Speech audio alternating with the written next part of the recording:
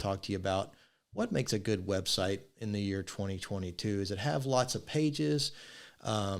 Aesthetically, how does it look? Accessibility and function wise? What?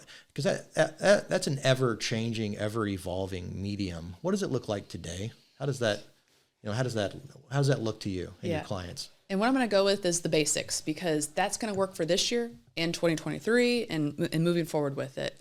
What you want to do with your website is appeal to all the personality types. So even you and I are different personality types. I don't need too much information to go ahead and call a business or just to see and talk to somebody. That's how I like to do if I'm going to buy something from someone.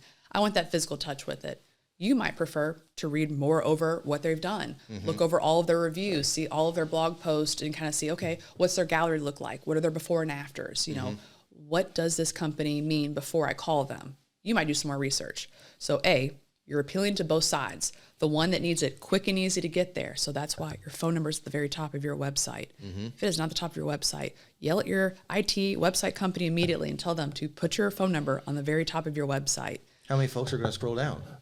Not many. Not a lot, right? Yes. And you missed that opportunity. Yes. So even we build prominent phone number right there, big button, easy to see and easy to access. Yes. Like our first website milestone we show a client when we're trying to build them a brand new website is just the top fold of their website homepage. So what that means is if you go to reliabletechhelp.com and what you land on and you see on your screen without scrolling, that's the top of the fold. That's the person's first impression. And 75 or 80% of people will stay right there. They don't actually scroll because they are in an immediate situation where they just want the answer. So they're going there to see, okay, this is this company I thought it was. Here's the call button. They can go to the contact page quickly. They might just see it and want to go to the about. How long have you been around? You know, what does your business look like? You know, what is this? References. Yes. From that navigation, they can almost find all of the answers. And so that's why it's very clean, very simple, and it's just the things that they need to get to very quickly. But what you do is, again, you don't have 80 tabs at the top for different types of pages you have. You really cluster these into what make the biggest effect because they either want to know about you, they want to know how to get a hold of you, or they want to know what services you do, or your reviews. So those are like the big 4 tabs we always have on a website because that's the main things people are going to use to make a decision before they call you. So we make sure those are always easily accessible there. But on the homepage, for those who do scroll, those main categories are just built throughout the homepage.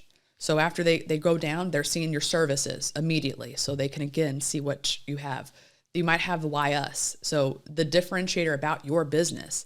Now, again, I'm working with trades and it's sometimes hard to be very different as a trades business because everyone's usually doing very similar things with it. But that's where we want to work with them. What does actually make you different? There's a reason you got into this. It's because you saw another contractor not doing a good job. You thought you could do it better. And that's why you're here because you know you could make money because you know you could do it better with it.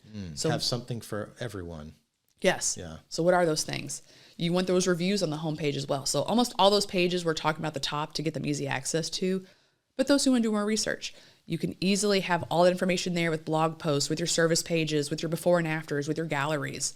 You can provide as much information as possible. So those who are either buying at a higher price point, like construction, for example, remodeling, that's never going to be cheap. They can see your work so they say, okay, if I know I'm going to spend $50,000 on a complete basement remodel, I'm doing everything, and we're also building our master suite and change everything, you have enough data to feel comfortable when you call them. So therefore, you as a client are not wasting your time. And you as the business owner who got that client to call you, you know they're already qualified because they probably looked at some things to make sure that they wanted to even talk to you in the first place.